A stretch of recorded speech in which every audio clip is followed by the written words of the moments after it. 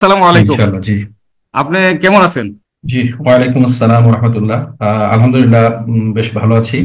আর আপনাকে প্লাস আমার দেশকে শুক্রিয়া জানাই যে আমাকে আপনাদের এই প্ল্যাটফর্মে আহ্বান করার জন্য, দাওয়াত দেওয়ার জন্য অসংখ্য শুক্রিয়া। এবং আশা করি আমার দেশ এখন যেভাবে দেশ এবং জাতির জন্য সত্যের পক্ষে কাজ করে যাচ্ছে, এভাবেই যেন সবসময় তাদের কাজ আহ করতে পারে, সেই দোয়া করি। সেনাবাহিনীতে মানে আসার এই লক্ষ্যটা আপনি কখন স্থির করছিলেন? মানে এটা আসলে আমি ক্যাডেট কলেজে পড়েছি, তো সিলেট ক্যাডেট কলেজে। আচ্ছা আচ্ছা। তো কলেজে যেটা পড়লে হয় যে সবাই ক্যাডেট কলেজে যাওয়ার সময় একটা মনে মনে এইম রাখে অনেকটা, যে আমি বড় হয়ে সেনাবাহিনীতে যেতে চাই, আর্মিতে যেতে চাই। তো আমারও কিছুটা এরকম ছিল, বাট কিছুটা মিক্সড ছিল বলা যায় আর কি। ক্যাডেট কলেজের এক্সামের পরে দেখা গেল যে ফার্স্ট ইয়েটাই ছিল আইএসএসবি এক্সাম। হ্যাঁ হ্যাঁ হ্যাঁ। সো সেইখানে চান্স পাই এবং আলহামদুলিল্লাহ এরপরে আমি জয়েন করি আর কি আর্মিতে। আপনি তো এটাই। সিলেটে ক্যাডেট কলেজ পড়ছেন বলছেন, তো আপনার বাড়ি তো তাহলে সিলেট। আপনার জি, জি। আমার বাড়ি মৌলভীবাজার, সিলেট, বৃহত্তর সিলেটের ভিতরেই। বাড়ি সিলেটে কোন আপনার জায়গায়? মোস্তফাপুর, মানে মৌলভীবাজার জেলায়। আমার বাড়ি পড়েছে আপনার মৌলভীবাজার জেলায় মোস্তফাপুর গ্রামে আর কি। আমাদের এইচএসসি ছিল 1997। ওই আচ্ছা এইচএসসি পড়েই আর কি, ইভেন ফাইনাল রেজাল্ট হওয়ার আগেই দেখা গেছে যে আমাদের আইএসএসবি এক্সাম হয়ে যায় আর কি। এটা সব দেশের এরকম হয়। আচ্ছা এই আচ্ছা। আর কি। তো 1997 আলটিমেটলি। আর্মিতে আপনার শুরুর দিকটা মানে আপনার কাছে কেমন লাগছিল? মানে আপনার শুরুটা আসলে শুরু তো সবারই আপনার যে চট্টগ্রাম ভাটিয়ারিতে যেটা হয় যে বিএমএ তে আমাদের সবার ট্রেনিং হয়। আগে 2 ইয়ার্স ছিল, এখন প্রবাবলি এক্সটেন্ড হয়েছে এই টাইমটা। তো আমাদের সময় 2 ইয়ার্স বেসিক ট্রেনিং ছিল বিএমএ তে। তো ওইখানে ট্রেনিং হয়। উম, তো আলহামদুলিল্লাহ ওখানে আমার মোটামুটি ভালোই রেজাল্ট ছিল আল্লাহর রহমতে। তো আমি সোর্ড অফ অনার পেয়েছিলাম, প্লাস অন্যান্য আরো কিছু পুরস্কার পেয়েছিলাম। তো তো এটা তো বিএমএ ট্রেনিং এর পরে আপনার ফার্স্ট ইভেন্টে পোস্টিং হয় আর কি, 26 ইস্ট বেঙ্গল রেজিমেন্ট যেটা, সেটা সেটা তখন ছিল আপনার রাঙামাটিতে। আচ্ছা। মারিশা, মারিশায় ছিল আর কি। তো মানে সেখানে আপনার আমার আপনার শুরুটা রাঙ্গামাটিতে মানে পোস্টিং হয় হিলটেক্স দিয়া। হিলট্রেক্সে। জি, জি, আচ্ছা জি, আচ্ছা। শুরুতে ইনফ্যান্ট্রি ইউনিট গুলোর আসলে অনেক মানে রোটেশন থাকে, তো তো বেশিরভাগ সময় দেখা যায় যে অনেক অফিসারেরই শুরুটা হিলট্রেক্স দিয়ে হয়। তো আপনি হিলটেক্সে কতদিন ছিলেন? হিলট্রেক্সে প্রায় 1-1.5 বছর ছিলাম আমরা 26 বেঙ্গলের সাথে। তারপরে 26 বেঙ্গল হিলট্রেক্স থেকে আপনার প্লেনল্যান্ডে আসে। প্লেনল্যান্ডে বলতে তখন ময়মনসিং ক্যান্টনমেন্টে আর কি আমরা ইউনিট সহ আসি ময়মনসিং এ। ঢাকায় আপনার পোস্টিং ছিল কবে? এরপরে অবশ্য আমার আরো দুটা টেনিউরে আপনার, জি, এরপরে আমার আরো দুটা টেনিউরে কিন্তু হিলট্রেক্সে কাজ করা হয়েছে। পরে আমি একবার আপনার 17 এর সাথে ছিলাম খাগড়াছড়িতে। আচ্ছা হ্যাঁ। আবার লাস্টে আবার বান্দরবনেও কাজ করছি 22 বীরের সাথে, আলীকদম, আলীকদম জোনে, ওটা বেশ ফেমাস একটা জোন। আচ্ছা আচ্ছা। তো এভাবে আর কি মোটামুটি আমার 3টা হিল ডিস্ট্রিক্টেই আপনার হিল ট্রেক্সের সার্ভিস হয়েছে আলহামদুলিল্লাহ। আপনি এবং আমি বেশ এনজয় করতাম আর কি হিল ট্রেক্সের না না, সার্ভিসটাই। হ্যাঁ আচ্ছা। Enjoy, more enjoyable in a sense, হ্যাঁ। না, অনেকে তো হিল জি। ট্যাক্সে যাইতে চায় না, তো আপনি এনজয় করবো বলতেছেন, আপনি তো উল্টাটা বলতেছেন। অনেকে তো হিল ট্যাক্সে মনে করে যে পানি। এনজয়েবলের কারণ, কারণটা আসলে খুলে বলি তাহলে বুঝতে পারবেন। যে প্লেন ল্যান্ডে যেটা হয়েছে আসলে আমাদের তো, প্লেন ল্যান্ডে যেটা হয় যে আপনার মানে যেটাকে বলা হয় যে, সত্যি কথা বললে আসলে আমাদের আর্মিটা তো ডে বাই ডে সিরিমোনিয়াল একটা আর্মি, অপারেশনাল আর্মি থেকে সিরিমোনিয়াল আর্মিতে কনভার্ট হয়ে গেছে। এখন বর্তমানে আপনার 12 মাসে 13 পার্বণ পালন হয়। তো জি দেখা জি। যায় যে অপারেশনাল এবং ইফেক্টিভ কাজকর্ম কম, কিন্তু অন্যান্য যেটাকে বলা যায় যে যেসব কাজের কোনো তেমন কোনো ইম্প্যাক্ট নাই ইন দি লং রান, এবং দেশের ইয়ের সাথে সেগুলাতে বেশি জোর দেওয়া হয়। এটা ইন্ডিয়ানই একটা পলিসি, সেটার কারণেই ডে বাই ডে আর্মিকে যাতে যত বেশি পারা যায় যে নন অপারেশনাল করা যায়, এইটার প্ল্যানে আর কি কাজ চলতেছে, ইভেন এখনো এটা রানিং।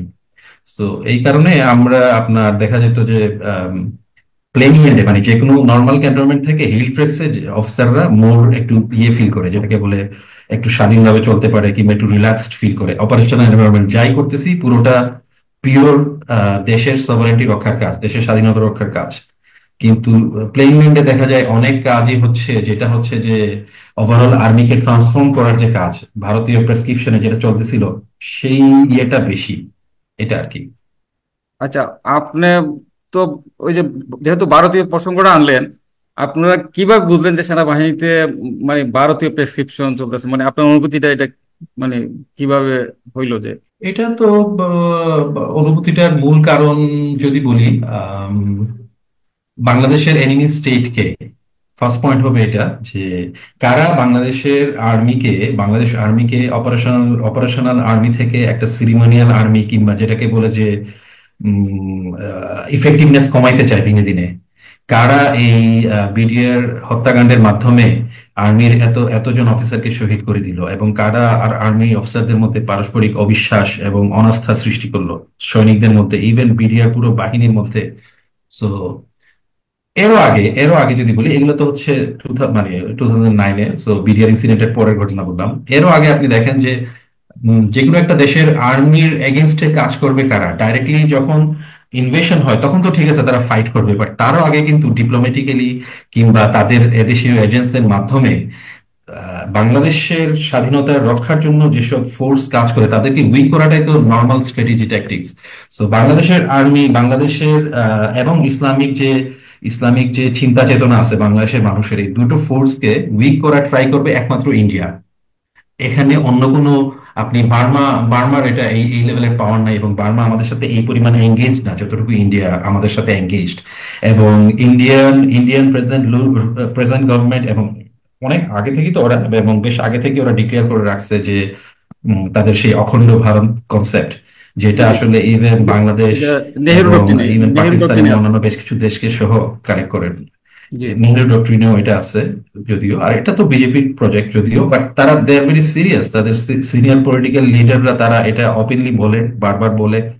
তাদের ইভেন আপনার পার্লামেন্টের সামনেও সেই মোরালটা, সেই মানচিত্রটা, অখণ্ড ভারতের মানচিত্রটা দিয়ে রাখছে, এবং তারা অনেক আগে থেকে, এটার ফর্মাল পেপার আছে, এটা নিয়ে তারা কাজ করে, সবসময় কথা বলে, এবং তারা পারসিস্টেন্টলি এটার পিছনে কাজ করে যাচ্ছে। দে আর সিরিয়াস অন ইট। সো আমরা এটাকে শুধুমাত্র কিছু পলিটিক্যাল কথার কথা এক্সেট্রা বলে মেনে নেওয়ার, মানে মনে করার কোনো কারণ নাই।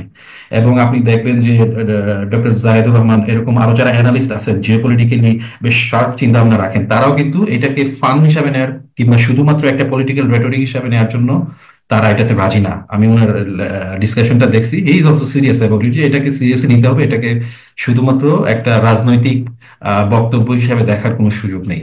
সো আলটিমেটলি আমরা এটা এটা হেলাফেলার কোনো বিষয় না, এটা আমাদের একটা, বাংলাদেশের জন্য একটা এক্সিস্টেন্সিয়াল থ্রেট যেটাকে বলবো। বাংলাদেশের মানুষকে এই ব্যাপারে সজাগ থাকতে হবে, এবং খুব সিরিয়াসলি এটা নিয়ে চিন্তা ভাবনা করতে হবে। এটার ডিফেন্স, এটার এগেনস্টে কি কি মেজার্স নেওয়া যায়, কি কি পদক্ষেপ নেওয়া যায় বাংলাদেশের প্রতিরক্ষার জন্য, সেটা আমাদের চিন্তা ভাবনা করতে হবে।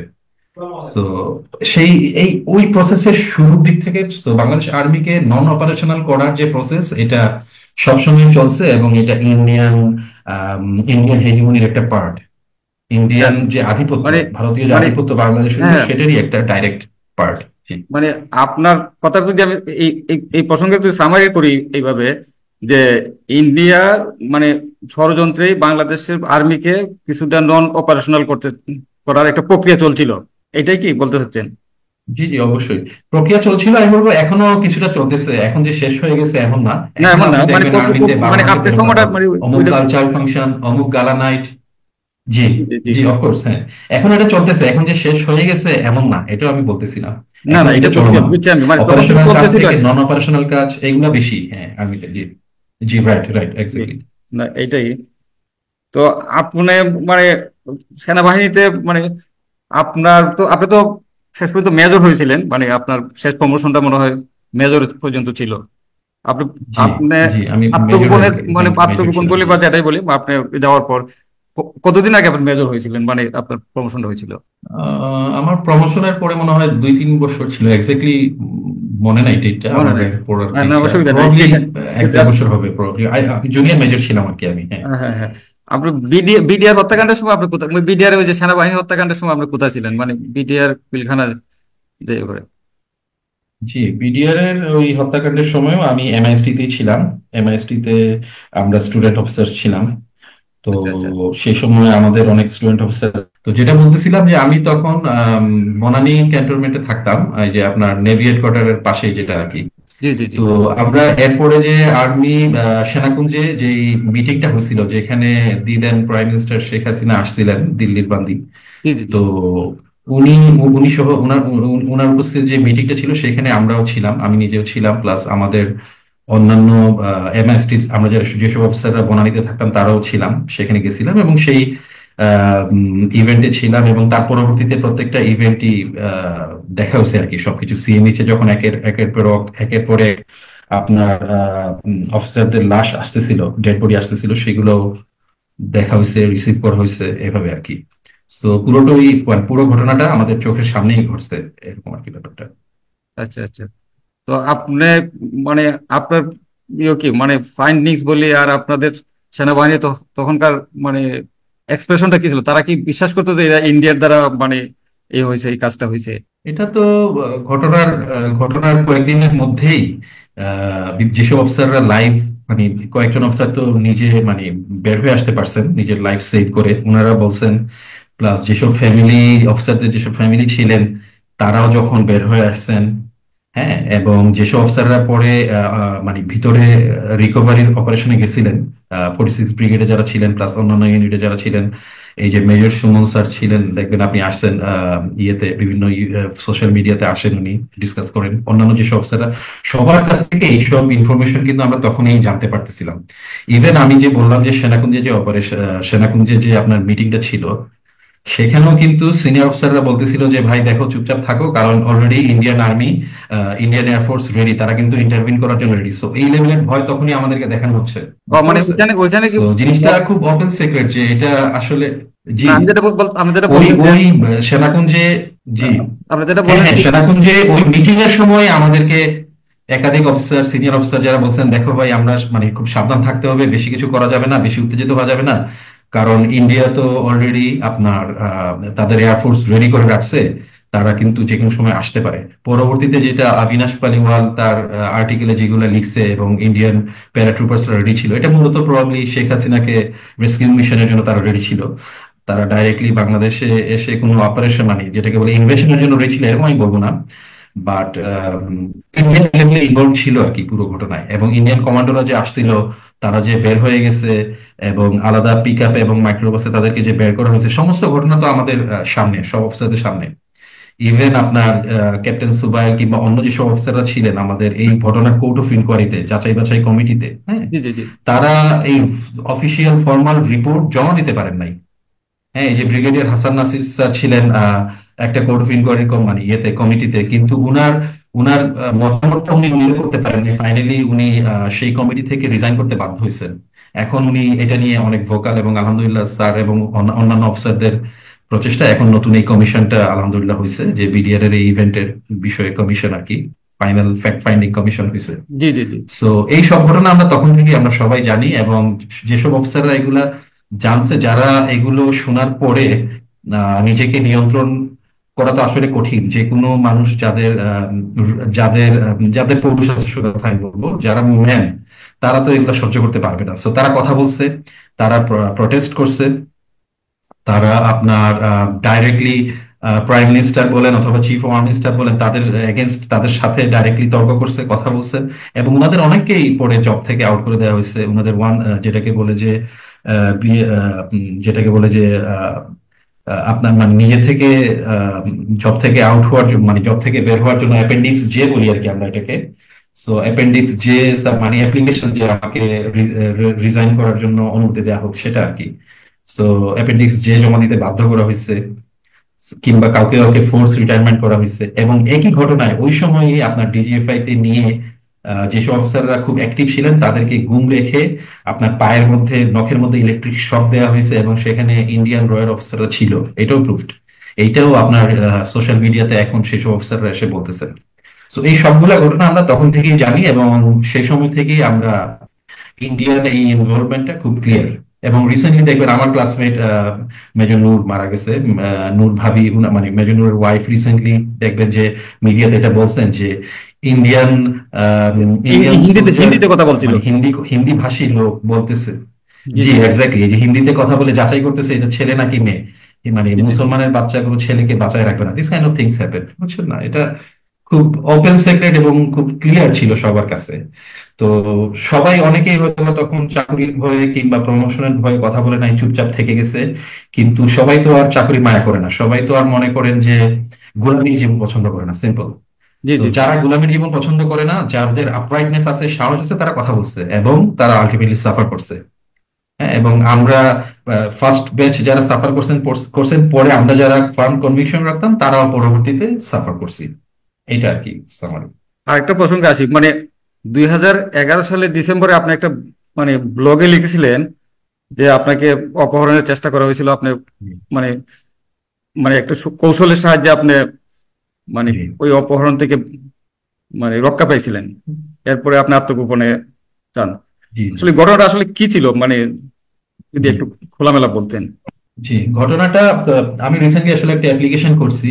সেই অ্যাপ্লিকেশনে এই ঘটনাগুলো ডিটেলস আনছি, তাও আপনাকে এখানে ভার্বালি বলি, চাইলে আমি সেই ডাটা ডিটেলস রিটেন দিতে পারবো। বাট শর্ট যদি আমি বলি যে ওই যে এই ইভেন্ট গুলো একটু আগে যেটা বললাম যে বিডিআর ইনসিডেন্টে যে ইন্ডিয়ান আর্মি মানে ইন্ডিয়ান ফোর্সেস ইনভলভ ছিল, এবং বাংলাদেশের একদল বিশ্বাসঘাতক অফিসার ইনভলভ ছিল। হ্যাঁ, জি এটা জি খুব ক্লিয়ার, এখানে ইনভলভ ছিল। এগুলো জানার পরে যারা ভোকাল ছিল তাদেরকে তো আলটিমেটলি একজন একজন করে আউট করা হলো। তো আমরা অন্য যারা অনেকে ছিলাম, যারা এটা নিয়ে ভোকাল ছিলাম, কিংবা যারা এক কথায় বললে এই ঘটনাকে মেনে নিতে পারি নাই, এবং ইন্ডিয়ান হেজিমনি, বাংলাদেশ ইন্ডিয়ার দাসত্ব করবে এটা যারা আমরা যারা মেনে নিতে পারি নাই, তাদের সবাইকে আসলে ওরা আস্তে আস্তে লিস্ট করছে, এবং লিস্ট করে ধীরে ধীরে আউট করার চেষ্টা করছে। তো মাঝে আরো বেশ কিছু ঘটনাক্রম আছে, আমি সেটাতে এখনই যাচ্ছি না। বাট এই ঘটনাক্রমের একটা পর্যায়ে আম, তারা আমাকেও log area, Dhaka cantonment log এরিয়াতে অ্যাটাচ করা হয়। পোস্ট মানে যে আমি বুঝতেছিলাম যে এখানে ওই ওই ঘটনার জন্যই আমাকে ডাকা হচ্ছে, আমাকে ফার্দার জিজ্ঞাসাবাদের জন্য যে কি হয়েছিল বা কোর্ট অফ ইনকোয়ারির জন্য অর সামথিং সিমিলার।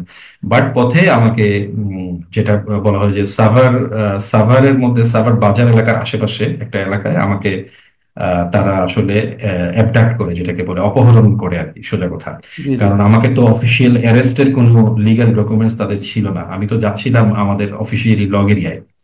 তো সেখান থেকে আমাকে অপহরণ করে নিয়ে যায় তাদের কম্পাউন্ডে, একটু বেশ দূরে, বোঝা যাচ্ছে যে ঢাকার ডিজিএফ হেডকোয়ার্টার হবে আই গেস। তো সেটা তো আসলে এক্সাক্ট লোকেশন, আমি বেশ দূর থেকে গেছি বলে এক্সাক্ট লোকেশন এবং এক্সাক্ট অফিস লোকেশনটা গেস করা ডিফিকাল্ট আমার জন্য। সো 2 দিন আমাকে আসলে রাখা হয় এবং বেশ কিছু জিজ্ঞাসাবাদ করা হয়।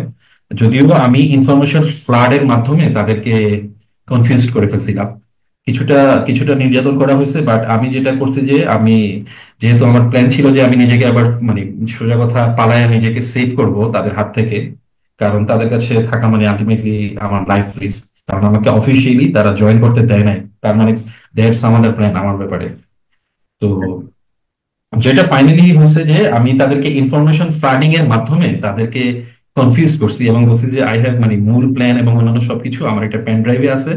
সেই পেন ড্রাইভটা আমি ওই সাভার বাজারের আশেপাশে এলাকায় ফেলে আসছি, সেটা আমি বের করলে মেবি তোমাদেরকে আরো বেটার ইনফরমেশন দিতে পারবো। সো আমার ফলস ইনফরমেশনের ফ্লাডিং দেখে ওরা ভাবছে যে আমি খুব হেল্পফুল হয়ে গেছি ওদের জন্য, হেল্পিং দেন, সো তারা আমাকে নিয়ে গেছে আর কি। এবং আমি খুব ভান করছি যে আমি খুব শ্যাটার্ড মেন্টালি এবং ফিজিক্যালি, আমার আর কিছু করার নাই, আমি আত্মসমর্পণ করছি, এখন আমি সব বলে দিচ্ছি, এরকম একটা ভাব করছি, যার ফলে তারা খুব কনফিডেন্টলি আমাকে সেই সার্ভার বাজারে নিয়ে গেছে, আবার সেই পেন ড্রাইভের খুঁজে আর কি।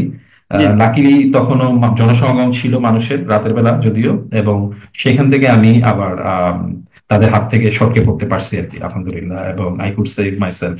সো এটা হচ্ছে সেই ঘটনা, এবং এরপর থেকে আমি তো, তারা কিন্তু কন্টিনিউয়াস আমাকে ধরার চেষ্টা করতেছে এবং আবার অপহরণ করার চেষ্টা করতেছে, অফিসিয়ালি যেন আমি জয়েন করতে না পারি জি জি লগ এরিয়ায়, সেটা তারা আটকানোর চেষ্টা করতেছিল। প্রবাবলি তারা চাইছিল যে আমাকে গুম করে মেবি লং টাইম আয়না করে রাখা, অথবা ইন্ডিয়াতে যেভাবে আপনার বিএনপির সালাউদ্দিন আহমেদ কিংবা অন্য যাদেরকে নিয়ে গেছে সুখরঞ্জন বালি, অন্যদের মতো আমাকে হয়তো বা ইন্ডিয়াতে ফরএভার পাচা মানে ইয়ে করে দেয়া তাদের কাস্টাডিতে, ওর একেবারে মেরে ফেলা, কুড বি এনিথিং, আমি শিওর না এটা। এরপর থেকে তারা এই চেষ্টা করতেছিল আর কি। এটাই সেই ঘটনা আর কি, যেটা আচ্ছা আচ্ছা যেটা তখন আপনাদেরকে আপনার ইমেইলে মানে সব অনেকগুলো পেপারকে আমি ইমেইলে এটা জানাইছিলাম জি আর জি কি। জি ইমেইলে আপনার ওই ইমেইলের সূত্র ধরেই আমরা একটা অনুসন্ধান করছিলাম, এটা আমি গেছিলাম আপনার বাসার কাছাকাছি পর্যন্ত গেছিলাম, আপনার ওই যে মিরপুর ক্যান্টনমেন্টের, তখন আপনার বাসা ছিল সম্ভবত। আচ্ছা, আচ্ছা, তো জি, জি, ওইখানে ওকে। পর্যন্ত আমরা গেছিলাম, তারপরে কিন্তু জি, আমরা একটা জি, নিউজ মিরপুর করছিলাম। ক্যান্টনমেন্টে ছিল, হ্যাঁ।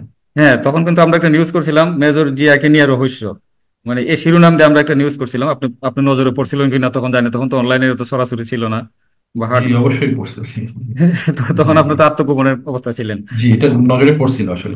নজরে পড়ছিল, আচ্ছা। তো এই রিপোর্টের পর কিন্তু আমাদের বিরুদ্ধে জি মামলা হয়েছিল আপনি জি, আপনাদেরকে অনেক ধন্যবাদ। আসলে আর কোনো পত্রিকা বিষয়টা নিয়ে কোনো কথা বলে নাই, এত বড় একটা ঘটনা জি জি জি। কিন্তু সবাই তো এই এই হা নিউজ, করে এই জন্য মুখরা আপনার প্রতি আমার তাকিয়েছিল একটা যে আগ্রহ ছিল ডিজিএফআই কি যে বলে। যেহেতু। বাংলাদেশের মিডিয়া তো হচ্ছে, ইন্ডিয়ান মিডিয়া হচ্ছে গদি মিডিয়া, আর বাংলাদেশের মিডিয়া হচ্ছে হাসিনা মিডিয়া। সবাই হা করে তাকায় ছিল যে ডিজিএফআই কি বলে, অথবা ডিজিএফআই মিডিয়াও বলা যায় প্রবাবলি। জি জি জি। সো না, বাট এই নিউজে। আপনারা ছিলেন সেটার ব্যতিক্রম। জি। আলহামদুলিল্লাহ যে আপনারা এই নিউজটা করেছিলেন, জি, আপনাদেরকে ধন্যবাদ এই দেন। নিউজের পর আমাদের অনেক বিরুদ্ধে ধন্যবাদ। একজন মেজর শাহ আলম, মানে অবসরপ্রাপ্ত মেজর শাহ আলম রেডি, আমরা যতটুকু আমরা পরে বুঝতে পারছিলাম ডিজিএফআই মামলাটা করেছিল। যাই হোক, এই মামলা আমরা ফেস করছি, কোনো সমস্যা না। কিন্তু এই নিউজ করার আমরা সম্ভবত জানুয়ারির 1 তারিখ, 12 সালে জানুয়ারির 1 তারিখ আমরা নিউজটা করছিলাম। এই নিউজ করার 7-8 দিন পর, 9 তারিখ, জানুয়ারি 9 তারিখ, আমি যদি ভুল না করি, সেনা সদরে একটা মানে জি প্রেস কনফারেন্স করছিল। এটা মনে হয় বাংলাদেশের ইতিহাসে সেনা সদর এইভাবে প্রেস কনফারেন্স করে না। এবং প্রেস কনফারেন্স করে আমাদের নিউজের ব্যাপারেও তারা জি সরাসরি জি। খুব থ্রেটমূলক কথাবার্তা বলছিল, যেটা আমরা প্রতিবাদ করছি মানে ওই দিনই। তো এইটাখানে একটা তারা একটা বলতে চাইছিল যে একটা সেনা অভ্যুত্থানের চেষ্টা হয়েছিল, মানে এই সেনা অভ্যুত্থানটা তারা মানে এই ব্যর্থ করছে। তো এইটা কি মানে আসলে কি সেনা অভ্যুত্থানের কোনো চেষ্টা ছিল আপনাদের ওই? জি, এই ব্যাপারে যেটা বলবো আমি, যে আসলে ব্যাপারটা ছিল একটু আগে যে আমি ঘটনাগুলো বললাম, যে বিডিআর ইনসিডেন্টের পরে এবং ওভারঅল ইন্ডিয়ান এই আধিপত্যবাদ বাংলাদেশের উপর যেটা জেঁকে আছে, যেসব অফিসাররা এগুলা মেনে নিতে পারে নাই তাদেরকে ধীরে ধীরে আর্মি থেকে আউট করা হচ্ছে। তো আমরা কেউ কেউ, আমরা অনেকে ভাবতেছিলাম যে কিভাবে এই ভারতীয় প্রক্সি গভর্নমেন্ট থেকে এই দেশের মানুষকে, এই দেশের স্বাধীনতাকে আবার উদ্ধার করা যায়। সোজা কথা এটা, আমাদের সেই হারানো স্বাধীনতা কিভাবে ফিরে পাওয়া যায়। যেটা হচ্ছিল যে আমাদের স্বাধীনতাটা ডিজিটালি চুরি হয়ে গেছিল। যদি বাইরের একটা আর্মি, সে ইন্ডিয়ান আর্মি যদি ফিজিক্যালি এসে বাংলাদেশ দখল করে, তখন তো সবাই বুঝে যে হ্যাঁ এটা আমাদের স্বাধীনতা বিপন্ন হয়ে গেছে, চুরি হয়ে গেছে, অথবা স্বাধীনতা হরণ হয়ে গেছে। কিন্তু যেটা ডিজিটাল চুরি হয়ে গেছিল সেটা আসলে সবাই বুঝা ভেরি ডিফিকাল্ট ছিল। এখন অবশ্য আলহামদুলিল্লাহ সবাই বুঝে গেছে। তো আমি বলবো যে যেটা বলা হতো যে বাংলাদেশকে, যে এটা একটা ডিজিটাল বাংলাদেশ ছিল, আমি বলবো actually it was digitally India. যেহেতু একটা প্রক্সি গভর্নমেন্ট ছিল, আমরা এতদিন ডিজিটাল ইন্ডিয়া ছিলাম। 36 জুলাই পরে আবার আলহামদুলিল্লাহ আমরা অরিজিনাল বাংলাদেশ হয়েছি আল্লাহ রহমতে। সো আমাদের যাদের এই চিন্তা ভাবনা এবং দৃঢ় সম্পর্ক ছিল, বা দৃঢ় সংকল্প ছিল যে আমরা এই দেশটাকে কিভাবে আবার মুক্ত করতে পারি এই এই হেজিমনি থেকে, কিংবা এই আগ্রাসন থেকে। কারণ সরাসরি ভারতীয় একটা প্রক্সি সরকার চালাচ্ছে, ভারতের সমস্ত প্লেনেই কাজ হচ্ছে, এটা বোঝা যাচ্ছিল, এবং ভিডিও ইনসিডেন্টের মাধ্যমে পুরো জিনিসটা ক্লিয়ার। সো তখন যেটা হয় যে ডিজিএফআই এবং র মিলে একটা বড় স্টিং অপারেশনেরও চিন্তা করে। এমনি তো আমরা ফার্মলি ডিটারমাইন্ড ছিলাম, আমরাও চিন্তা ভাবনা করছিলাম এবং দেশপ্রেমিক ছিলাম। নতুন, সরি, এখন কি ঠিক আছে? এখন ঠিক আছে, হ্যাঁ হ্যাঁ। ওই ডিজিএফআই যেটা বলতেছিলেন যে তারা একটা মানে খুব। তারা একটা স্টিং অপারেশন প্ল্যান করে যে বাকি যে সকল অফিসাররা আছেন যারা দেশপ্রেমিক এবং যারা টাকার জন্য বিকিয়ে যাবে না, যারা আপনার হানি ট্র্যাপে পড়ে যাবে না, ইন্ডিয়ান হানি ট্র্যাপে পড়ে যাবে না, এরকম অফিসারদেরকে আউট না করলে তো তারা বাংলাদেশকে এই যে 15 বছর যে শাসন সেটা তো করতে পারতো না, তাই না? হম হম হম। বিডিআর ইনসিডেন্টের সেই অফিসারদেরকে যদি তারা নৃশংসভাবে হত্যা না করতো, তাহলে তো এতদিন তারা এই ইন্ডিয়ান এই এজেন্সিটা রান করতে পারতো না বাংলাদেশের ভিতরে। হম সো হম। সেই স্টিং অপারেশনের মাধ্যমে তারা অনেক অফিসারকে, প্রায় 70 থেকে 80 জন অফিসারকে অপারেশনে মানে ফাঁসিয়ে দেয়, তাদের এই ফাঁদের মধ্যে ফেলে। তো আমি আমি আমরা আমরা আমরা তো আসলে একসাথে 10-15 জন খুব বেশি অফিসার ছিলাম না, আমরা যারা চিনতাম এমআইএসটি তে যারা ছিলাম, কিংবা এর বাইরে আমার আমার সাথে যাদের পার্সোনালি কন্ট্যাক্ট ছিল। কিন্তু এই স্টিং অপারেশনের মাধ্যমে তারা বাকি সকল অফিসারদেরকে আপনার এই ফাঁদের মধ্যে ফেলে। একসময় তারা আমাদেরকেও আসলে, আমার ইউনিটের একজন অফিসার ছিলেন লেফটেন্যান্ট কর্নেল এহসান ইউসুফ, আমাদের কিন্তু 26 বেঙ্গলের প্যারেন্ট অফিসার। তো ইউনিট অফিসার হইলে যেটা হয় যে আলাদা একটা বিশ্বাস এবং ইয়ে থাকে। তো উনার মাধ্যমে আমাদের সাথে উনি মানে ওরা কন্ট্যাক্ট করে আর কি। এখন আমি শিওর না যে উনি নিজে সেই প্লটের অংশ কিনা, উনি নিজে যদিও এটা নিয়ে বেশ কথা আছে, আমি এখনই মানে, বাট আমি বেশ সন্দেহান আর কি আসলে জিনিসটা কি হয়েছে। তো উনি নিজে সেই সেই ডিজিএফআই পরিকল্পনা এবং রয় পরিকল্পনার পার্ট হিসাবে উনি কাজ করছেন, নাকি উনি নিজে ফেঁসে গেছেন আমরা জানি না। তো ফাইনালি যেটা হয়েছে যে এই স্টিং অপারেশনের কারণে ওরা অনেককে ফাঁসাই দিছে, এবং এই স্টিং অপারেশনের পরে বাকি সব অফিসারদেরকে যখন ওরা কল করে, তখন কিন্তু আমাকেও লগ এরিয়াতে কল করে। যখন আমি দেখলাম যে আমাদেরকে কল করতেছে, তখন আমি মনে করলাম যে না, এইভাবে ওদের হাতে আমরা সবাই আউট হয়ে যাওয়া উচিত হবে না, বরং জিনিসটা আমরা ওপেন পাবলিকে নিয়ে আসা উচিত। আলটিমেটলি আমরা কিছু করতে পারিনি, আমাদের ফার্ম ডিটারমিনেশন ছিল, ইচ্ছা ছিল। হ্যাঁ, আমরা চাচ্ছিলাম যে দেশকে কিভাবে কি করা যায়, কিন্তু সেটা তো করতে পারি নাই ওদের এই স্টিং অপারেশনের কারণে, কিংবা আমরা নিজেরা তখনো ভারতীয় আধিপত্যবাদটাকে সেই পরিমাণ বুঝতে পারি নাই। আমরা নিজেরাও তখন ইয়াং ছিলাম, তাদের পাওয়ার অনেক বেশি ছিল। আলটিমেটলি আমরা ফেল করছিলাম, হুম হুম হুম। তেমন কিছু করতে পারি নাই। আল্লাহরই ইচ্ছা, এটা পারি নাই এটা ফাইনালি। বাট এইভাবে আর কি তারা যেহেতু তারা এটা ফেল করছে, এবং আমি যেটা করছি আমি মিডিয়াতে আনার কারণ, তারা বাধ্য হয়েছে যে এই এই সংবাদ সম্মেলনটা করে এটা জানাইতে যে, তখন মানে পুরো দোষটা আমাদের বাকি সব অফিসারদের উপর দেওয়ার চেষ্টা করছে আর কি। হয়তোবা আমি এভাবে মিডিয়াতে না আনলে ওরা এই সংবাদ সম্মেলন করতে বাধ্য হইতো না। হুম হ্যাঁ, হুম। মিডিয়াতে আনার কারণে তারা সংবাদ সম্মেলন করতে বাধ্য হয়। এবং যদিও তারা তখন নামটা দেয় যে আমাদের মানে এতজন অফিসার ইনভলভ ছিলেন, আসলে বেশিরভাগ অফিসারদেরকেই তারা এই অপারেশনে মানে তাদের নিজেরাই ফাঁদ ফেলে ফাঁসায় দিছে আর কি ব্যাপারটা। তো ফাইনালি আমি বলবো যে এইখানে মানে পুরো জিনিসটা ঘটনা এখন আমার নিজের কাছে একটু ঘোলাটে আছে, কারণ আমি আমার সাথে সকল অফিসারদের সাথে আমার সব অফিসারদের সাথে যোগাযোগ হয় নাই। তো দেখে বলে যে কোনো ঘটনার পরে বিস্তারিত পর্যালোচনা করার সুযোগ এখনো হয় নাই। তো আমি বলবো যে আমাদেরও ফার্ম ইচ্ছা এবং ইয়ে ছিল দেশকে মুক্ত করার। এট দ্য সেম টাইম রয়ের পরিকল্পনায় ডিজিএফআই নিজেও একটা স্টিং অপারেশন চালায়, যেটা মেজর সুমন উনি এই যে কনক সার্ভার ভাইয়ের চ্যানেলে এসে একটা আলাপ করছেন। সো এইটার সাথে আমাদের যে পরিকল্পনা কিংবা ইচ্ছা ছিল সেটার সাথে সম্পর্কটা কি, সেটা আসলে যাচাই বাছাইয়ের আরো ব্যাপার আছে। সো এই মুহূর্তে আমি আর ফার্দার কোনো কিছু কনফার্ম না আর কি, আর কোনো কিছু বলার মতো। সো আচ্ছা আচ্ছা ফাইনালি এটা আর কি যে ছিল, এবং তাদের এই সংবাদ সম্মেলনের কারণটাও ছিল এটা। আচ্ছা জি, আচ্ছা। ধন্যবাদ। মানে এটা এটা ফর্মাল কোনো অভ্যুত্থানের কোনো চেষ্টা ছিল না আর কি? অভ্যুত্থানের চেষ্টা, আমরা তো মেন্টালি তো রেডি ছিলাম দেশের জন্য জীবন দিব, অফকোর্স। হ্যাঁ, আচ্ছা কিন্তু এট দ্য সেম টাইম ডিডিএফআই এবং রয়ের তরফ থেকে পাশাপাশি একটা যেটাকে বলে ফাঁদ বা স্টিং অপারেশন চলতেছিল। সো দুটার মধ্যে কোন জায়গায় কলিশন হয়ে গেছে, কোন সময় জিনিসটা আটকায় গেল কিংবা আমাদেরটা নস্যাৎ হয়ে গেল, আমাদের চিন্তা ভাবনা পরিকল্পনা, এটা আসলে আমি এখনো শিওর না, এটা আরো যাচাই বাছাই করার বাকি আর কি, কারণ আমি এখনো এনাফ ইনফরমেশন জানি না, বাকি সবার সাথে যোগাযোগ নাই। আচ্ছা, এটা আর বুঝতে কি। পারছি। যে ঘটনাগুলো মানে ঘটতেছিল ওই সময়ে, তো এর পর থেকে তো আপনি আত্মগোপনে, তো আত্মগোপনের পরে আপনার জি বিরুদ্ধে যে অভিযোগটা আনা হয় যে আপনি জঙ্গি সংগঠনের সাথে সম্পৃক্ত, যে বিভিন্ন আনসারুল্লাহ বাংলা টিম আরো বিভিন্ন জঙ্গি জি সংগঠনের নাম বলা হয়, যেগুলোতে আপনি প্রশিক্ষণ, কোনটাতে বলা হয় আপনি এটার মানে master mind master. Leader leader, কোনটাতে বলা হয় আপনি প্রশিক্ষণদাতা। তো এই বিষয়ে আপনার আসলে মানে বক্তব্যটা কি? আসলে কি আপনি ওগুলোর সাথে সম্পৃক্ত ছিলেন বা আছেন? মানে যেটা আপনার বিরুদ্ধে প্রচার করা হয়েছে আর কি, প্রচার করা হয় সরকার আচ্ছা। মানে বড় বাংলাদেশে বড় বড় জি জি অপারেশনের, মানে অপারেশন না বলুন, পরিকল্পিত কিছু ঘটনা, মানে আমরা আমাদের পত্রিকা ইতিমধ্যে আসছে, জাহাজবাড়ির একটা ঘটনা আপনি অনলাইনে দেখছেন কিনা জানি না, আমরা প্রকাশ করছি যে জি এটা, জি জি মানে আমরা দেখছি। ফাইন্ড আউট জি করছি যে এটা ডিবিতে তারা ছিল, ডিবির থেকে নিয়ে তাদেরকে এক জায়গায় আটকায় মাইরা বলছে যে তারা জঙ্গি মারছে, জি এই ধরনের প্রচারণা ছিল। তো আমরা ওই হোলি আর্টিজানের ঘটনাটাও জি আমরা জি ইনকোয়ারি করার পর্যায়ে আছি।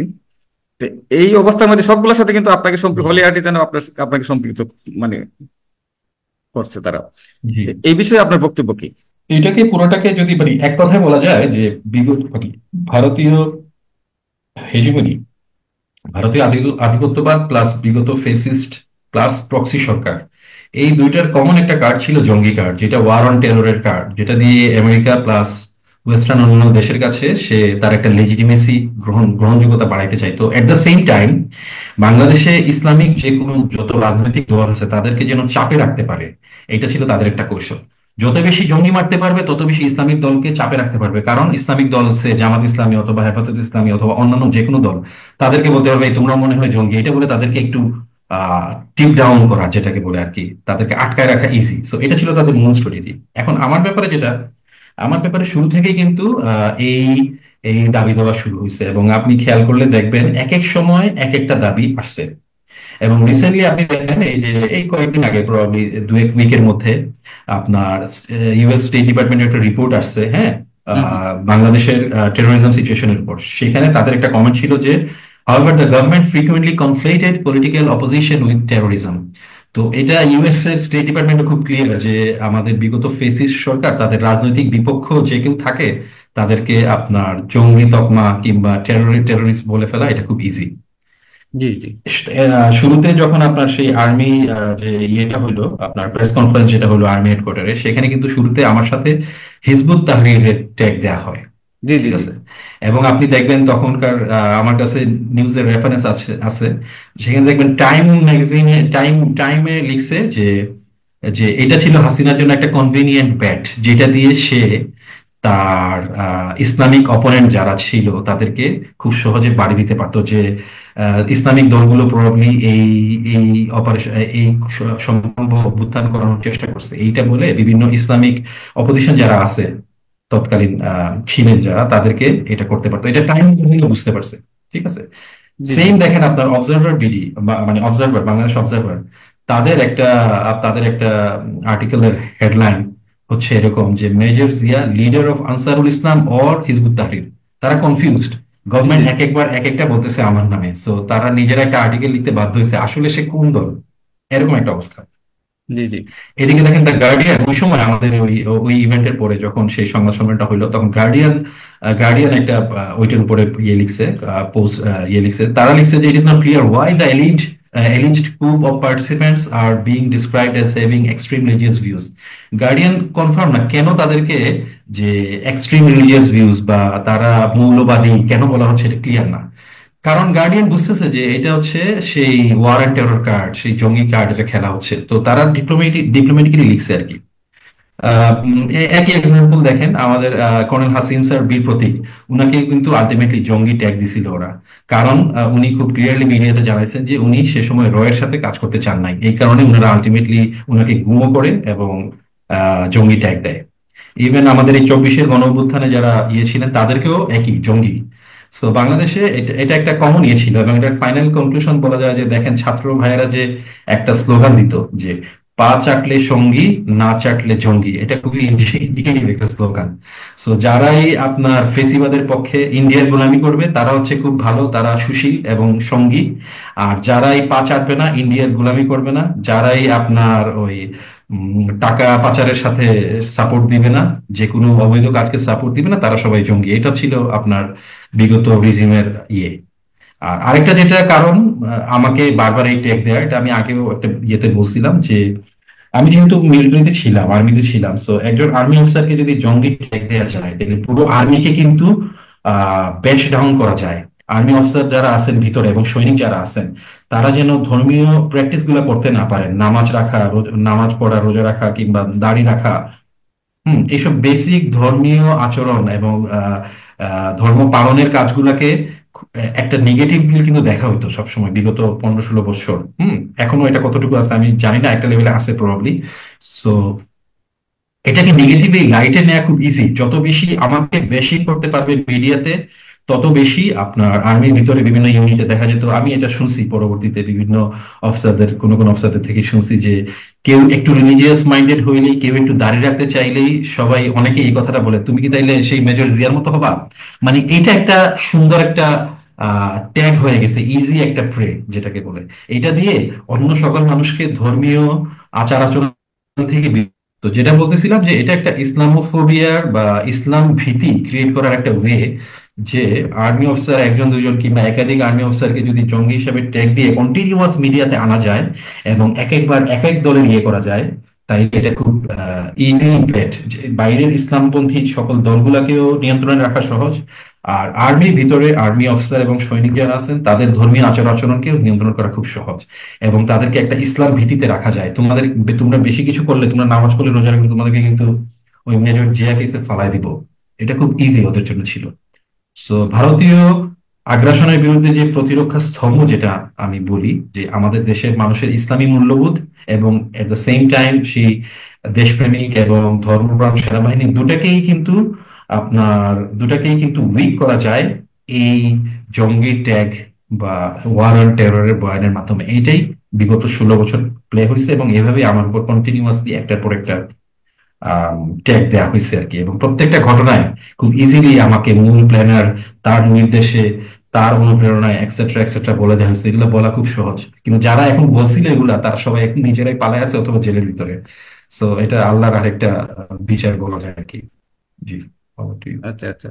আপনার সাথে যারা মানে মানে ওই তথাকথিত যে মানে অভিযোগ আপনাদের বিরুদ্ধে যে আপনারা ইসলামিক মানে এই একটা অভ্যুত্থান করতে চাইছেন ইসলামের পক্ষে, মানে ইসলামের পক্ষে একটা অভ্যুত্থান করতে চাইছিলেন, যে তাদের যে অভিযোগটা আপনাদের যে যে কয়জনের বিরুদ্ধে অভিযোগ, তারা কি পরবর্তীতে মানে চাকরি করতে পারছিল না, নাকি তাদেরকে সবাইকে ইয়ে করছিল?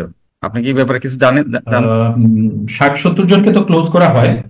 প্রথমে 60-70 জনকে ক্লোজ করা হয়, তাদের অনেকেই পরে প্রমোশন হয় নাই, আর 5-6 জনের প্রবাবলি তখন জব থেকে আউট করে দেওয়া হয় আর কি। জব থেকে তখন আউট করে দেওয়া হয়।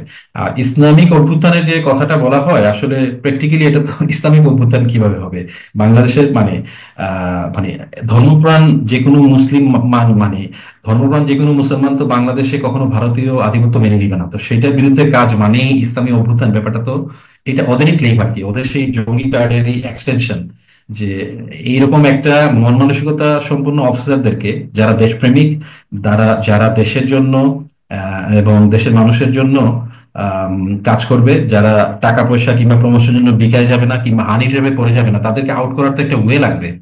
তো সেই ওয়েটা হচ্ছে তাদেরকে ইজিলি এভাবে ফাঁসায় দেয় যে এরা সবাই ছিল ইসলামিক একটা অভ্যুত্থান করার চেষ্টা করছিল, এটা বলে দেয় আর কি। এটা খুব ইজি লোকজনকে ফাঁসানোর জন্য। আপনার মানে বিরুদ্ধে এই যে অভিযোগ, আপনার বিরুদ্ধে তো অনেকগুলা মামলা মনে হয় বাংলাদেশে পেন্ডিং, দু একটা মামলা বোধহয় রায়ও হয়েছে। মানে এই বিষয়ে আপনার মানে জি জি। প্রতিক্রিয়া বা আপনার অনুভূতিটা কি? এখন মামলা তো আসলে তারা কতটা যে দিছে এটা বেশ ডিফিকাল্ট। তার মধ্যে হচ্ছে আমি মিউট করে আবার আসলে sorry। তারা তো মানে আগের প্রশ্নের ইয়েতে আমি একটু আবার বলি যে একটার পর একটা মামলাতে তো দিছেই। আমি মানে সরি, আপনার প্রশ্নটা কাইন্ডলি আবার একটু রিপিট করলে ভালো হবে, তাই না, আমি একটু প্রশ্নটা হইলো যে, ভুল করে গেছি। না বুঝছি, প্রশ্নটা হইলো যে আপনার বিরুদ্ধে তো অনেকগুলো মামলা পেন্ডিং, বেশ কয়েকটা মামলায় হয়তো রায়ও হয়েছে আমরা যতটুকু জানি, যে আপনার বিরুদ্ধে কোনোটাতে তো জি জি সেন্টেন্স, কোনোটাতে জি। মানে এরকম রায়ও হয়েছে। তো হ্যাঁ এই হ্যাঁ হ্যাঁ। বিষয়ে এখন আপনার অনুভূতি কি, মানে আপনার মানে আপনার প্রতিক্রিয়াটা কি? তো যেটা বলতেছিলাম যে তারা তো বেশ কিছু সাজানো মামলায় আমার নাম জড়িয়ে দিছে, এবং এগুলাতে খুব এক্সপার্ট ছিল বিগত অ্যান্টি টেরোরিজম বিভিন্ন ইউনিট প্লাস সিটিডিসি তে যারা ছিল, তারা নিজেরা এখন পালায় আছে, এবং তারা এক্সট্রা জুডিশিয়াল কিলিং বা বিচার বহির্ভূত হত্যা, বিচার বহির্ভূত বিভিন্ন হত্যার মামলায় তারা নিজেরাই আইদার বন্দী আছেন অথবা ইয়ে এনিওয়ে। তো আমি আইনগতভাবে তো স্টেপ নিব ইনশাআল্লাহ, মানে এই আইনিভাবে লড়াই চলবে। পাশাপাশি আমাদের বর্তমান সরকার কিন্তু একটা আপনার রাজনৈতিক মামলা রিভিউ কমিটি একটা ফর্ম করছে। তো জি জি। সেখানে আমি আমার আইনজীবীর মাধ্যমে অ্যাপ্লিকেশন করেছি আলহামদুলিল্লাহ। তো আশা করতেছি সেই অ্যাপ্লিকেশনের মধ্যে আমি ডিটেলস দেখাইছি আপনাকে। একটু একটু শর্টে বলি জিনিসটা আসলে মানে কিভাবে। সো মানে আমার মামলাটা যে রাজনৈতিক মামলা সেটা আমি ডিটেলস সেই অ্যাপ্লিকেশনে ক্লিয়ার করছি আর কি, যে কেন কিভাবে আমার মামলাটা রাজনৈতিক মামলা। আচ্ছা আচ্ছা। তার মধ্যে যদি কয়েকটা জাস্ট শর্টে, যদি একটা তো অনেক বড় অ্যাপ্লিকেশন, পুরোটা আমি আপনাকে এখানে হয়তো বা বলা উচিত হবে না, সময় অনেক না বেশি বলো। চলে যাবে। তো জি জি জি। শর্টে যদি বলি, দেখেন আহ, যেমন ধরেন তারা আমাকে বলছে যে আমি হচ্ছে এবিটি এর, মানে অনেকগুলো মামলাতেই দেয়া আছে যে এবিটি লিডার হিসাবে আমি, আনসারুল্লাহ বাংলা টিম এবিটি এর লিডার হিসেবে আমি এটা করছি, এরকম একটা কথা অনেক সময় বলছে। অথচ ইনভেস্টিগেটিভ জার্নালিজম করেন নেত্রা নিউজের তাসনিম খলিল সাহেব, উনি কিন্তু অনেক আগে পোস্ট দিয়ে রাখছেন যে, ওনার ফেসবুকের পোস্ট পাবেন, আমি আমার কাছে স্ক্রিনশটও আছে, যে আনসারুল্লাহ বাংলা টিম নামে আদৌ কোনো সংগঠনই ছিল না, হুম, যেটা নাই সেটাকে আওয়ামী লীগ সরকার কি করে নিষিদ্ধ করলো, এটা একটা অমীমাংসিত প্রশ্ন। ঠিক একইভাবে কিন্তু তাসনিম খলিল সাহেব এনটিভিতে একটা সাক্ষাৎকার দিছিলেন বেশ আগে। উনি বলছেন সেই সাক্ষাৎকারে যে ডিজিএফআই নিজে জঙ্গি সংগঠনকে হারবার করতো, মানে তারা তাদেরকে টাকা পয়সা দিয়ে সাজায় রাখতো, সোজা কথা। হুম, হুম, এবং রিসেন্টলি আমি দেখলাম, মানে আমি জাস্ট পলিটিক্যালি যে জঙ্গি মামলাগুলো সাজানো হয় সেটা কয়েকটা এক্সাম্পল বলতেছি, আর আপনারা অলরেডি ভালো জানেন, আপনি নিজেই এটার উপর এক্সপার্ট, তাও আমি জাস্ট দর্শকদের সুবিধার জন্য বলতেছি। হুম, দেখেন যে এই যে চ্যানেল 24 একটা রিসেন্টলি একটা ইয়ে করছে যে জঙ্গি বিরোধী অভিযানের নামে সাজানো হয় নাটক। হুম, হুম, সেখানে দেখেন আইজিপি নূর মোহাম্মদ সাহেব, উনি এক্স আইজিপি, উনার একটা ইয়ে নিয়ে আসছে স্টেটমেন্ট, উনি সেখানে বলছেন যে অনেকগুলোই হয় জঙ্গি বিরোধী অভিযান যেগুলো ছিল অনেকগুলি ছিল নাটক। So these are the case. এবং আপনারা রিসেন্টলি যে জাহাজবাড়িতে যে ঘটনাটা ঘটলো এবং ডিবি থেকে তুলে নিয়ে যে সাধারণ লোকজনকে যে এভাবে হত্যা করা হলো, সেটা আপনারা খুব ডিটেলস দেখাইছেন এবং দেশের মানুষ এগুলা দেখছেন। একইভাবে দেখেন মুক্তাদির রোমিও, উনি একজন সাংবাদিক, হচ্ছে বাংলা আউটলুকে লিখেন। উনি আগে নিউজে ছিলেন প্রবাবলি। উনি হুম হুম একদিন উনার ফেসবুকের একটা পোস্ট আমি বলতেছি, উনি লিখছেন যে আমি মনিরুল ভাইকে, দ্যাট বিখ্যাত মনিরুল সাহেব আর কি, হুম মনিরুল হুম ইসলাম ভাইকে একদিন প্রশ্ন করলাম, আচ্ছা ভাই, এবিটি বা আনসারুল্লাহ বাংলা টিম নামটা কোথায় পেলেন? কোন এক্সট্রিমিস্ট গ্রুপ হলে তো তাদের নেগেটিভ থাকে, ম্যানুয়াল থাকে, আমরা যেমন জামাতুল মুজাহিদিনের পাই। উনি বললেন এটা তো মিডিয়ার দেয়া নাম। এই পোস্টের আরো অংশ আছে, সেটা রিলেভেন্ট না দেখে আমি এখানে আনি নাই। সো দেখেন, এই ওনারা নিজেরাই আসলে ওরা মানে প্রিভিয়াস প্রিভিয়াস মানে পুলিশ কিংবা ল এনফোর্সমেন্ট এজেন্সির লোকজন নিজেরাই বিভিন্ন সময় এইগুলা যে নিজেদের সাজানো, এবং এক্স আইজিপি রা বলতেছেন। আর শহীদুল সাহেবের সেই বিখ্যাত বইয়ের বিখ্যাত উদ্ধৃত মনে আছে যে শেখ হাসিনা নিজে ওনাকে বলছেন যে গণভবনের এত পাশে, মানে গণভবনের অনুষ্ঠানে ওনাকে নেওয়ার পর উনি বলছেন যে আমার এত কাছে এসে এই জঙ্গি নাটক না করলেও পারতে। হুম হুম সো এটাই আর কি বোঝা যায় যে মানে একটা করে একটা সাজানো। তারপরেও দেখেন, শুধুমাত্র এটা তো গেল যে ওভারঅল সিনারিও, আমি বললাম যে কন্টিনিউয়াস সাজানো মামলা এবং সাজানো বিভিন্ন ঘটনা ঘটছে। এর বাইরে আপনি দেখেন আমাদের আম, যেটাকে বলে যেসব ইনসিডেন্টে আমার নাম সাজানো হয়েছে, ঠিক আছে, স্পেশালি আমি বলবো স্পেশালি আমি বলবো যে ভিকটিম ফ্যামিলি যারা ছিলেন, হ্যাঁ, তারা নিজেরা কিন্তু এইসব মামলার আপনার যেটাকে বলে যে ইনভেস্টিগেশন নিয়ে প্রচন্ড ভাবে আপত্তি তুলছেন। যেমন ধরেন মিস্টার অভিজিৎ রায়, উনার ওয়াইফ, হ্যাঁ, বন্যা আহমেদ, উনি আপনার বিবিসি নিউজকে একটা সাক্ষাৎকার দিয়েছেন 2019-এ, হ্যাঁ, 2019-এর ফেব্রুয়ারিতে। এই সাক্ষাৎকারটার হেডিংটা হচ্ছে, নিউজ হেডিংটা হচ্ছে, ওরা যে নাটক করেছে সেটা না করলেও আমি অবাক হতাম না। সো ইউ আন্ডারস্ট্যান্ড যে পুরো ঘটনাটা উনি উনি নিজে একটা ভিকটিম ফ্যামিলি, উনি নিজে পার্সোনালি ভিকটিম। উনি পুরো এই ইনভেস্টিগেশন প্রসেসটাকে কিভাবে দেখতেছেন।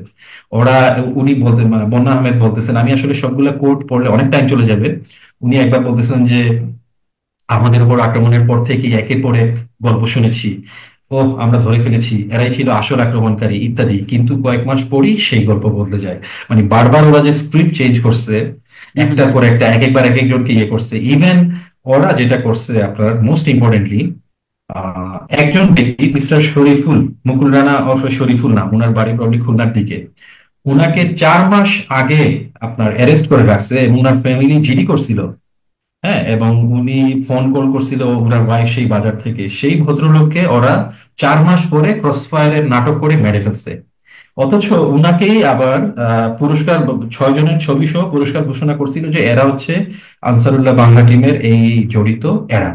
এই 6 জনের মধ্যে ফার্স্ট যে ছবি ছিল এটা ছিল এই ভদ্রলোকের। হুম কিন্তু হুম উনাকে 4 মাস আগে অ্যারেস্ট করছে, যেটার জিডি করা আছে, এবং উনার ফ্যামিলি সহ সবাই এটা বলতেছে ওই সময় সবগুলা পেপারে প্রবলি আসছিল। কিন্তু উনাকে ক্রসফায়ার নাটক করার মাধ্যমে ওরা কিল করে ফেলছে। ইভেন আমাদের পিনাকিদা কিন্তু এটার উপর একটা ভিডিও করছিলেন যে অভিজিৎ রায়ের হত্যাকাণ্ডের মাস্টার মাইন্ড কে। পিনাকিদা কিন্তু এটার উপর একটা ভিডিও করছিলেন। হুম সো হুম এইভাবে যে লাস্টে মানে একইভাবে বন্যা আহমেদ এটা বলছে যে এই 3 জনকে নিয়ে ওরা যে নাটক করেছে এটা না করলেও আমি অবাক হতাম না। এই 3 জনকে বলতে যাদেরকে অ্যারেস্ট করে দেখাইছে যে ওকে দিজ আর অ্যারেস্টেড এবং তাদের এগেনস্টে আমরা এখন প্রসিকিউট করতেছি, সেটা নিয়ে আর কি। তো একইভাবে আরেকজন ভদ্রলোক উনাকে বলছে যে উনার নাম সেলিম ওরফে ইকবাল ওরফে মামুন ওরফে হাদি, হাদি দুই। সো উনার ব্যাপারে বলছে যে উনি হচ্ছে অন্যতম পরিকল্পনাকারী, এবং উনাকে অনেকগুলো বড় বড় ঘটনায়, এই যে আমার নাম যেসব ঘটনায় জড়াইছে সবগুলো ঘটনায় ওনার নাম রাখছে। অথচ এই ভদ্রলোককে হয় শেষ পর্যন্ত গুম করে ফেলছে অথবা ক্রস ফায়ারে মেরে ফেলছে, আল্লাহ আল্লাহ ভালো জানেন। এই ভদ্রলোককে ওরা বলছে যে জুলহাস মান্নান এবং জুলহাস মান্নানের কিলিং ঘটনায় কেসে নাজিমুদ্দিন সামাদ ও ওয়াশিকুর রহমান বাবু, তারপরে আপনার নীলাদ্রি, নিলয়, ফয়সাল আরেফিন দীপন, এরকম অভিজিৎ রায়, প্রত্যেকটা কেসে উনি ছিলেন একজন, ওদের দাবি অনুযায়ী উনি ছিলেন একজন প্ল্যানার এবং অন্যতম পরিকল্পনাকারী, এটা ছিল ওদের দাবি, একাধিক নিউজে এটা আসছে। হুম হুম অথচ সেই ভদ্রলোককে ওরা ওই উপরের যে কেসটা বললাম, ওনার নাম কি যেন, শরীফুল। হ্যাঁ, এই ভদ্রলোকের মতো প্রবাবলি আইদার গুম করে ফেলছে, গুম করে এতদিন রাখলে তো নিশ্চয়ই সামনে আনতো, প্রবাবলি ক্রস ফায়ারে হত্যা করে ফেলছে অথবা কিছু একটা করতে। এবং শেষ পর্যন্ত এই ভদ্রলোক এতগুলো কেসের সেন্ট্রাল লিডার, আমাকে যেভাবে নামটা দিছে একইভাবে উনার নামও দিছে, কিন্তু শেষ পর্যন্ত উনার নাম আপনার অভিযোগ পত্র থেকে খারিজ করে দিছে, মানে কেটে দিছে, কারণ ওনাকে খুঁজে পাচ্ছে না। হুম খুঁজে হুম পাবে কিভাবে যদি নিজেরা ক্রস ফায়ার করে মেরে ফেলে, তাহলে তো খুঁজে পাওয়া ডিফিকাল্ট। সো আল্লাহ ভালো জানেন যে এটা ফাইনালি কিভাবে কি করছে। তো প্রত্যেকটা কেস, বড় বড় যেগুলো কেস যেগুলোর উপর আমার রায় হয়ে গেছে, সেগুলোর হইলো দুজন বড় বড় প্লেনার যাদেরকে বলছে তাদের হলো এই কন্ডিশন। তো আপনি এখন বুঝেন তাহলে কেসগুলো কিভাবে সাজানো হয়েছে, এবং বাকি যারা আছে তাদেরকে কতদিন গুম রাখছিল আর কি কি করছিল, এটা তো ওরাই ভালো জানে, এবং যাদেরকে গুম করছিল তারাই ভালো জানেন। এই জন্য আমি লাস্ট একটা অডিও মানে ইয়েতে ইন্টারভিউতে যেটাতে বলছিলাম যে আমি যেটা চ্যালেঞ্জ করতেছি যে যাদেরকে গুম করে অথবা যাদের জবানবন্দিতে আমার নামটা নিয়ে আসা হয়েছে, তাদেরকে ফ্রেশ ভাবে জবানবন্দি নেওয়া হোক, তাইলে আসল সত্যটা বের হবে। কারণ তখনকার অ্যাডমিনিস্ট্রেশন যা ইচ্ছা করছে এটা তো প্রুভড। এবং হুম হুম। বর্তমান সরকার এই কারণেই আপনার পুলিশ রিফর্ম কমিটি করছেন, কমিশন করছেন, এবং জুডিশিয়াল রিফর্ম কমিশন করছেন। এগুলো প্রমাণ যে আগের পুরো কেসটা বা আগের পুরো সিচুয়েশনটা ছিল অ্যাবনর্মাল। সেখানে আপনার ন্যায় বিচার পাওয়ার কোনো সুযোগ ছিল না, এবং সাজানো মামলা ছিল। এই যে মিস্টার তারেক রহমানের জাজকে পিস্তল ধরে জাজ রায় লিখতে বলা হয়েছে, এটা পেপারে আসছে। সো এই ধরনের অ্যাবসার্ড কেস ঘটছে। হুম হুম। সো এখন এই অবস্থায় যদি আমার নামে 10টা মামলা দিছে না 20টা মামলা দিছে, এটা তো আসলে খুব বেশি বড় ব্যাপার না। এই মামলাগুলো থেকে যদি ধরেন গম আপনি ইয়ে পান, খালাস পান, বা আইনগত প্রক্রিয়া বা বা বা যেভাবেই হোক, তো আপনার নেক্সট এইম কি, মানে আপনার পরিকল্পনা কি? আলহামদুলিল্লাহ, এটা একটা ভালো পয়েন্ট বলছেন। আসলে আমি তো অবশ্যই আমি একজন আর্মি অফিসার ছিলাম, এখনো আমি তো নিজেকে আসি মনে করি। এটা আমি বলছি যে ফাইনালি গভর্নমেন্ট ডিসিশন দিবে আমি আসলে আমার স্ট্যাটাস কি, কারণ আমি এখন নিজের লাইফ সেভ করার জন্য এতদিন থেকে আমি আম, সরে আছি। নিজের সেফটির জন্য আমি বাধ্য। জি জি। কারণ কারেন্ট অ্যাডমিনিস্ট্রেশন এখনো আগের সেই ছায়া থেকে মুক্ত হতে পারে নাই। এই যে দেখেন রিসেন্টলি কিন্তু পুলিশের একটা পাসিং আউট প্যারেড কিন্তু অফ হয়ে যায়, কারণ ম্যাক্সিমামই ছিল ছাত্রলীগের এবং যুবলীগের অন্যান্য লোকজন। সো এই অ্যাডমিনিস্ট্রেশন এখনো ক্লিন হতে পারে নাই, কারণ ক্লিন করার প্রসেসটা আছে, বিভিন্ন কমিশন গঠন করা হয়েছে। হুম হুম সো হুম। আমার লাইফ সেফটির জন্যই আমি দূরে সরে থাকতে বাধ্য ছিলাম। সো হুম। আল্লাহ যদি সুযোগ দেন ইনশাল্লাহ আমি অবশ্যই দেশের জন্য এবং দেশের মানুষের জন্য কাজ করতে চাই ইন দি লং রান। কারণ হলো আমরা যে শপথ নিছিলাম বিএমএ তে যে দেশের স্বাধীনতার জন্য আমরা নিজেদের জীবন বিপন্ন করে হইলেও কাজ করব, সেটার জন্য আমি মনে করি কাজ করা উচিত। কারণ এই দেশের মানুষ অনেক বেশি মাজলুম এবং মাহরুম। আশেপাশের আমাদের প্রতিবেশী দেশ ভারত এই দেশকে মানে এই বিগত 16 বছর, আমি বলবো সবাই তো অনেকেই বলেন যে হাসিনা এবং তার লোকজন এটা নিয়ে গেছে, আমি বলবো এটা অ্যাকচুয়ালি ভারতের কারণে হচ্ছে। ভারত নিজেদের স্বার্থ আদায়ের জন্য এই প্রক্সি গভর্নমেন্টকে রাখছিল, এবং অর্থনৈতিকভাবে ছোবলা বানায় রাখা হয়েছে। কয়েক লক্ষ কোটি টাকা পাচার হয়ে গেছে বাংলাদেশ থেকে।